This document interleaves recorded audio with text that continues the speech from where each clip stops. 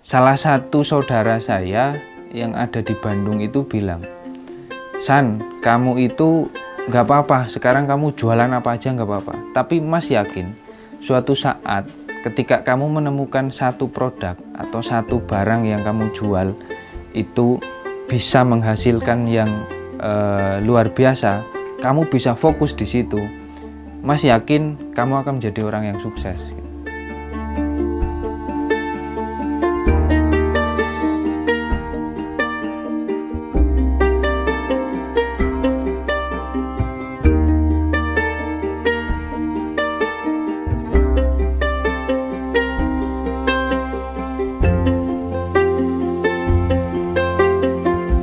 Assalamualaikum warahmatullahi wabarakatuh. Nama saya Iksan Mubaidi. Saya selaku owner Omah Sabut Kelapa. Alamat di Dukuh Kramen, Desa Sidoagung, Kecamatan Godean, Jogja. Ya iseng-iseng lah, semua berawal dari iseng-iseng. Saya dan istri, kemudian sama teman-teman, mungkin teman-teman main lah, iseng-iseng bikin sesuatu, kemudian ya terciptalah, atau kemudian kita jadilah. Salah satunya dulu kemarin awal-awal pot sabut kelapa. Nah, kenapa memilih sabut kelapa? Ya karena bahan itu yang mudah dijangkau, bahan yang mudah didapat di sekitar kita. Saya kan asli Kebumen, Mbak. Nah, di Kebumen itu memang dari zaman saya belum lahir sampai hari ini pun itu ada salah satu daerah yang mereka bikin kerajinan sabut kelapa. Cuman dulu memang bikinnya keset sama sapu, keset. Jadi ya dari dulu taunya sabut kelapa itu ya keset sama sapu, ya. Jadi belum kepikiran juga untuk membuat hal-hal yang lain. Terus kita berpikir, masa sih dari dulu sabut kelapa itu cuman bikin keset aja sama sapu gitu kan. Ya kita nyoba kalau misal bikin pot. Ya awalnya sih sebenarnya bukan pot ya kita, karena kerajinan gitu aja lah. Dulu kerajinan, nah kebetulan aja bentuknya itu menyerupai pot. Akhirnya memang fungsinya jadi untuk tanaman. Satu hal yang dari dulu sebelum zamannya saya kuliah sampai saya selesai kuliah, kemudian menikah, dan sampai hari ini saya punya cita-cita itu, apapun yang saya lakukan, entah itu dalam bentuk usaha atau apapun, itu pengen bermanfaat untuk orang-orang sekitar. Jadi minimal ya bisa ya ketika, kalau orang desa mungkin nyebutnya gini, ibaratnya saya menjadi kaya gitu, nggak cuman saya yang kaya, tapi juga orang-orang sekitar saya, lingkungan sekitar saya ikut kecipratan, ikut merasakan apa yang saya rasakan gitu. Kalau di awal-awal itu 1-3 bulan awal itu yang menurut saya berat. Tapi yo dibilang berat yo enggak, dibilang enggak yo berat. Artinya gini, karena dulu memang sebelum ini kan saya juga punya usaha yang lain gitu kan. Cuman untuk memulai ini dulu juga saya punya target. Ini kalau misal sampai 3-6 bulan kayak gini terus nggak ada perkembangan, ya mau nggak mau harus saya selesaikan. Saya harus ganti haluan yang lain gitu. Nah tapi alhamdulillah di bulan kedua, ketiga, keempat udah mulai. Apalagi ketika masa pandemi itu awalnya juga kita ikut terdampak. Artinya kan di awal-awal itu kan masih rame-ramenya lockdown itu. Lockdown, kampung-kampung ditutup, kemudian banyak orang juga nggak bisa lewat, nggak bisa ke sini, nggak bisa keluar ya. Tapi itu paling sekitar 2 mingguan lah. Kita bener-bener kayak ngapain ya ini. Akhirnya ya wis, di bulan itu kita cuman cari formula, bikin apa ini, bikin ini, cuman sekedar buat iseng-iseng sama ya kali aja ada yang minat gitu. Setelah itu malah membludak perlahan-lahan karena mungkin orang jenuh ya di rumah mau ngapain. Nah, untuk produk pot ini malah penjualannya lumayan. Banyak orang yang kemudian di rumah nanam-nanam di rumah, kemudian memanfaatkan lahan-lahan yang kosong untuk mengisi space-nya pakai pot lah. Mungkin kalau orang biasanya kalau pot plastik udah biasa, lah ini ada produk baru pot sabut kelapa. Untuk penjualan kita awalnya online, Mbak. Jadi ya sama offline ya. Maksudnya kalau yang offline itu kan kita menawarkan ke orang-orang terdekat, orang-orang toko-toko gitu. Kalau yang online ya kita kayak di Facebook, Instagram, Tokopedia, Shopee, dan e-commerce yang lain. Untuk pot sendiri kita itu ada 3 jenis. Satu pot yang streaming pakai kawat, kemudian kedua yang pakai lem, jadi kokopot di press, dan yang ketiga ya yang anyaman. Nah, dari ketiga itu kemudian modelnya macam-macam, mulai dari ada yang model bulat, model kotak, model kerucut, dan macam-macam. Serta ukurannya juga, misal sama-sama bulat tapi ada yang kecil, sedang, besar gitu. Variasinya di situ kalau untuk pot. Kemudian kalau dari sisi pembuatan, ya mohon maaf karena kita kayak semacam home industry itu, yang bikin kan orang-orang ibu-ibu rumah tangga yang notabene orang desa itu, kalau misal musim hujan ya mungkin ada kegiatan ke sawah, nanem atau apa gitu. Jadi kita lebih sering kesulitannya di situ. Jadi ya namanya orang banyak ya yang bikin kan. Ini lagi acara keluarga. Ini dia yang namanya orang itu kan, karena kita bukan pabrik.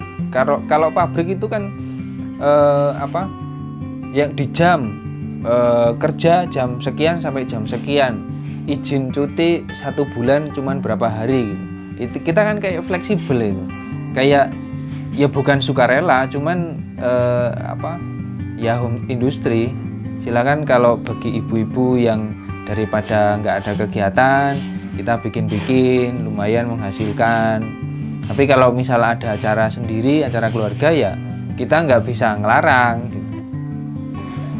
Jadi kalau misal kita bicara lingkungan desa, kalau misal kayak di Kebumen atau enggak di Jogja ini, sebenarnya bahan melimpah. Bahan itu sangat banyak banget. Nah, permasalahannya kan orang-orang yang mau memanfaatkan itu, orang-orang yang mau mengambil itu untuk membuat sesuatu yang beda, itu yang jarang. Kayak misal untuk proses kita jadi serabut kelapa, serat-seratnya itu kan itu harus melalui mesin dulu dicacah. Satu, nggak mesti semua orang punya mesin. Nah ini kan akhirnya bahan-bahan baku ini ya akhirnya kita dapatkan dari beberapa daerah yang memang dia punya mesinnya, dia memang mengelola sabut kelapa. Kayak misal ya di Kebumen sendiri ada, kemudian di Cilacap, di Ciamis, dan beberapa daerah lain.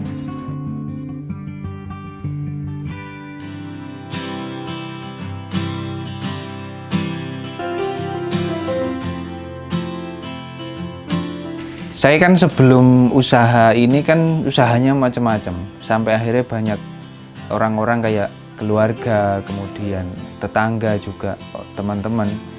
Kalau orang desa itu menyebutnya ubet banget sih gitu. Saya jualan apapun dulu, ya mulai dari kayak beras, kayak kecap, baju, macam-macam saya jual. Karena dulu yang saya pikirkan adalah ya bagaimana caranya saya bisa tetap bertahan hidup. Nah tapi salah satu saudara saya yang ada di Bandung itu bilang, "San, kamu itu nggak apa-apa, sekarang kamu jualan apa aja nggak apa-apa. Tapi Mas yakin suatu saat ketika kamu menemukan satu produk atau satu barang yang kamu jual itu bisa menghasilkan yang luar biasa, kamu bisa fokus di situ, Mas yakin kamu akan menjadi orang yang sukses. Nah, insya Allah mudah-mudahan produk ini atau barang ini atau bisnis ini menjadi fokus saya sampai kelak juga bisa turun ke anak cucu saya, juga saudara-saudara atau tetangga-tetangga rumah saya. Jadi intinya jangan mudah putus asa, terus semangat, dan jangan lupa tetap bermanfaat untuk orang sekitar. Itu yang terpenting, karena kalau misal kita bicara untuk sendiri nggak ada selesainya.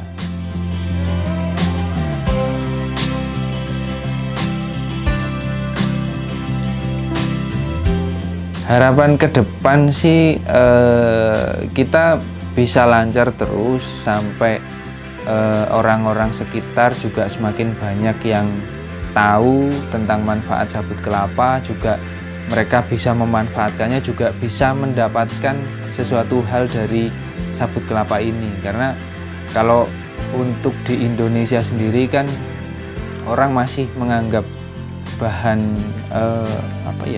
bahan limbah lah, atau yang kira-kira mungkin masih ya kayak misal untuk di pabrik kayak di Kebumen itu kan ada pabrik genteng, di sini juga ada.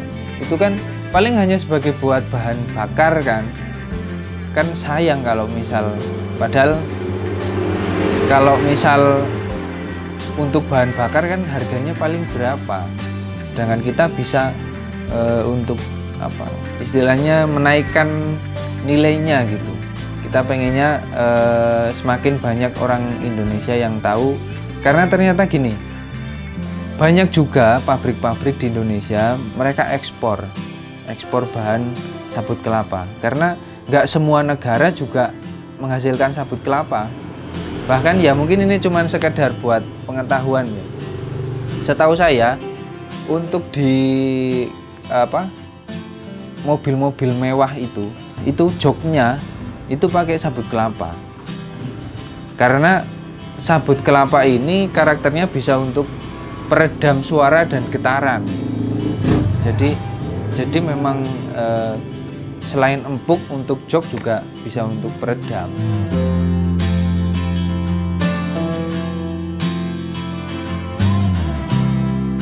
Untuk mendapatkan produk Osaka, selain bisa datang ke toko sini di Dukuh Kramen, Desa Sidoagung, Kecamatan Godean, Kabupaten Sleman, Yogyakarta, juga bisa melalui website www.oemahsabutkelapa.com, atau di Facebooknya juga Oemah Sabut Kelapa, atau di Instagram juga Oemah_sabut_kelapa, juga Shopee dan Tokopedia. Ya, terima kasih Punca Media, semoga liputan ini atau apa yang saya bagikan bisa bermanfaat bagi orang banyak, bagi yang melihat. Terima kasih. Mari berwirausaha, ciptakan peluang usahamu sendiri.